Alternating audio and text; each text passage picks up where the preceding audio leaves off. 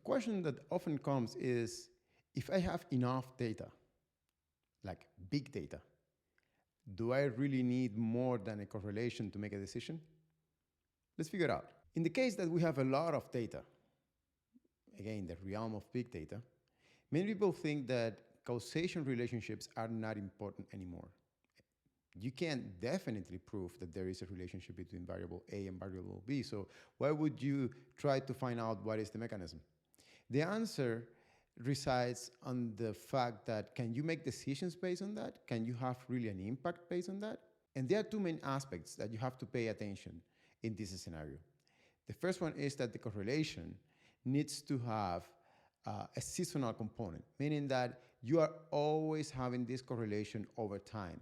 If you don't have this correlation over time, if it only reflects what happened in the past, then you will be in trouble, because if you don't understand the mechanism and then you cannot assess that this is going to keep happening, that this connection between these two variables will keep happening in the future, then you cannot really make decisions based on that. And the next factor that probably is the most important one is the risk-reward factor. And about the risk-reward factor, I want to give you a couple of examples that can better illustrate what are we talking about. Let's look, for example, at the PSA test, which is the Prostatic Specific Antigen test. This is really important for those who are interested in knowing if they have prostatic cancer or not. For men, this is really important. The problem with the test is that it correlates in a weak manner with prostatic cancer, and it also correlates with other conditions of the prostate. Now, the problem here is that the cost of taking the treatment, the chemotherapy, is just too high. If you have a false positive in the test, the consequences for the patient are just too high. So this is one of those scenarios where you really don't want to trust too much correlation, even if you have a lot of data to base your decision on. A second case is about a supermarket chain that found a correlation between consumers that were buying red meat and milk with low risk. So they assumed these people were low risky. They found other factors on their behavior, and other consumers that were consuming pasta and spirits, so alcoholic drinks, and also going in the evening to refuel their cars.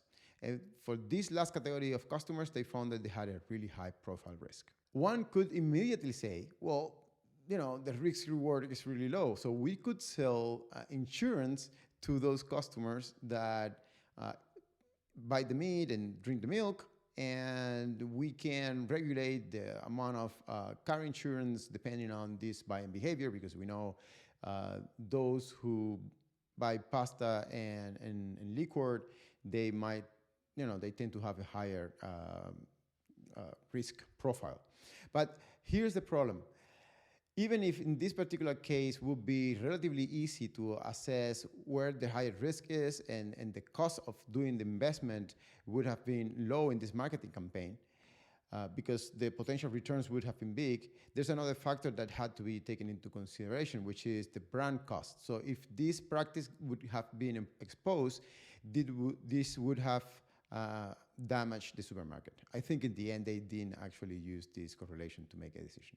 So as you can see, measuring the risk-reward effects of the actions that you're taking is actually really important. And also the seasonality, so how often these correlations take place, when they take place. So yes, big data can make your life easy if you can prove these two things, if the risk-reward ratio is okay, and if you see that this pattern repeats over time. So as with all things that are statistic-based and probabilistic-based, what is really important is that you disconnect the decision-making process, the quality of the decision-making process, from the outcome.